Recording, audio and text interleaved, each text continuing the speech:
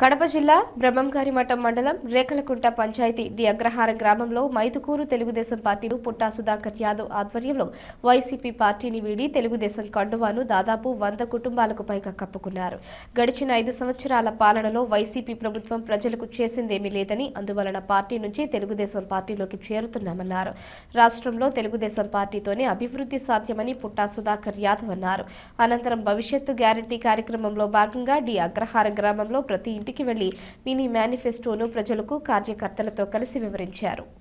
అగ్రహారం వాసులు కోలాటతో మమ్మల్ని స్వాగతించేందుకు నా జీవితంలో సుమారు 12 సంవత్సరాలు వచ్చింది. ఇక్కడికి వచ్చి ఇంతవరకు ఏ గ్రామంలో ఇటువంటి ఆహ్వానం ఎప్పుడు పలకలేదు. ఈ గ్రామవాసులు ఎప్పటికీ నేను నా జీవితాంతం కూడా మర్చిపోలేని చెప్పి సందర్భంగా తెలియజేసుకుంటున్నా.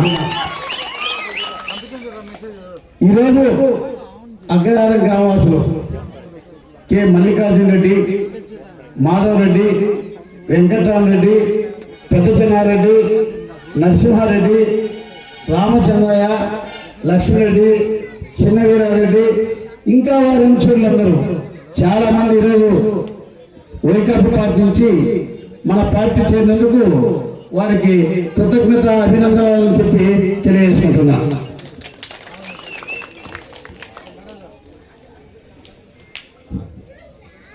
ఈరోజు చూస్తుంటే మన సొంత మండలంలో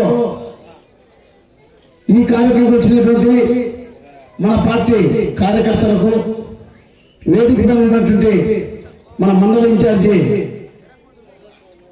సుబ్బారెడ్డి గారికి, అదే రకంగా సీనియర్ నాయకుడు మన సుబ్బారావు గారికి, అదే రకంగా జనసేన పార్టీ ఇన్ఛార్జి మల్హోత్ర గారికి, రామచంద్ర నాయుడు గారికి, ఇంకా వేదిక మీద ఉన్నటువంటి పెద్దలకు, పాత్రికేయులకు అందరికీ నమస్కారం.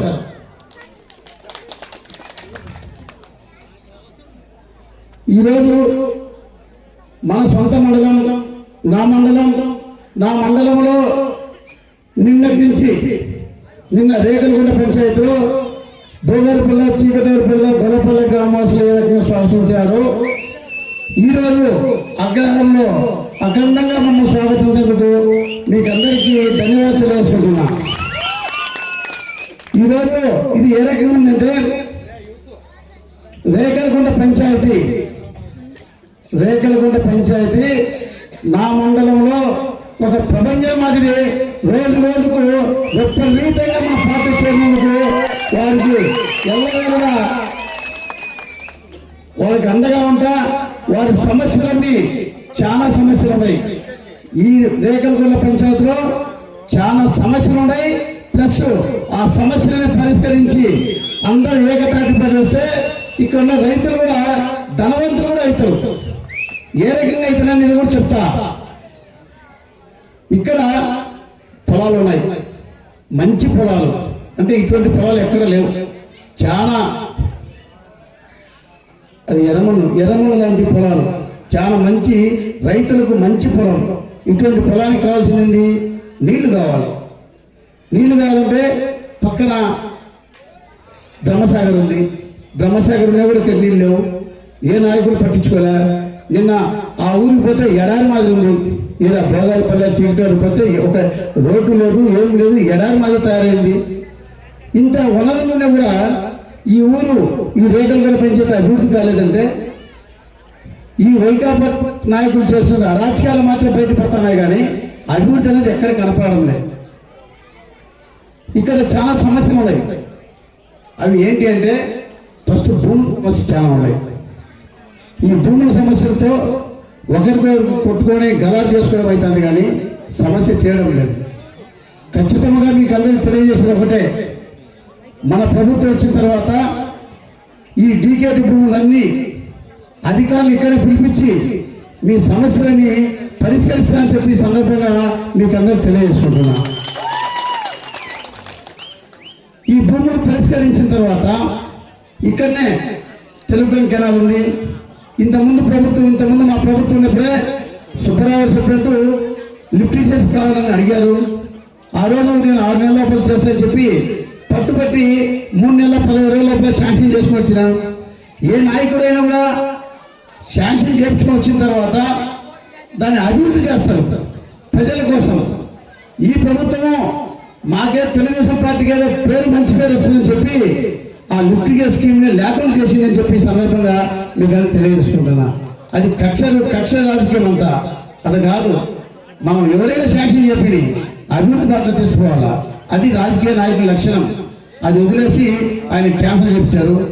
నేను మీకు ఒకటే చెప్తున్నా ఈ సందర్భంగా, మళ్ళీ మీ అందరి సహకారంతో మీ అందరూ ఆశీస్సులతో ఖచ్చితంగా రేపు మన ప్రభుత్వం తెలుగుదేశం ప్రభుత్వం రావడం ఖాయము. వచ్చిన తర్వాత మళ్ళీ అదే లిఫ్ట్ ఇరిగేషన్ మళ్ళీ అప్రూవ్ చేసి మీ భూములన్నిటి కూడా నీటి సౌకర్యం కల్పిస్తానని చెప్పి సందర్భంగా మీకు అందరూ తెలియజేసుకుంటున్నా. అదే నీటి సౌకర్యం వచ్చిన తర్వాత ప్రతి ఎకరా భూమి ఇప్పుడు 10 లక్షలు ఉన్నటువంటి భూమి 40-50 లక్షల రూపాయలు ఒక్కొక్క ఎకరా అవుతుంది. ఎందుకంటే ఇరగారు కానీ 3 కాలువలు పండించుకోవచ్చు. బ్రహ్మాండ రైతులకు అవకాశం ఉంటుంది. అది కూడా తెలుగులో బ్రహ్మసాగర్లో లిఫ్ట్ చేసుకుని ఎక్కడ పెట్టాము, డెప్ట్ స్టోరేజ్ ఉన్నా కూడా మనం లిఫ్ట్ చేసుకునే అవకాశం ఉండేది. కనుక మేము ప్లాన్ చేసాం. అంటే ఎప్పటికీ శాశ్వతంగా ఇరగారు కాదు 3 కాలువలు పండించుకునే అవకాశం ఉన్నాయి. అన్ని వనరులు ఉన్నాయి. భూమి అంత బాగుంది కాబట్టి అవన్నీ మనం అప్రూవ్ చేసుకుంటాం కదా. ఒకసారి భూముల సమస్య, ఆ తర్వాత లిఫ్ట్ గే సమస్య, ఆ తర్వాత ఇరిగేషన్ అయితే కదా ప్రతి భూములు రేటు పెరుగుతాయి కదా. ప్రతి ఒక్క రైతు కూడా ధనవంతుడు రైతులని చెప్పి ఈ సందర్భంగా మీకు అందరూ తెలియజేసుకుంటున్నా. నా ఆశయం ఒకటే, ప్రజలు బాగుండాలా, ప్రజలు సంతోషంగా ఉండాలా. దానికోసం ఎంతవరకైనా నేను చేస్తా. ఖచ్చితంగా నేను చెప్పినటువంటి ఈ 3 పనులు ఖచ్చితంగా ఈ గవర్నమెంట్ వచ్చిన తర్వాత నెరవేర్చి మన రేకులగూడ పంచాయతీలో అందరి కళల్లో ఆనందం కలిగేట్టుగా చేసే బాధ్యతనే తీసుకుంటానని చెప్పి ఈ సందర్భంగా మీకు అందరికీ తెలియజేసుకుంటున్నాను.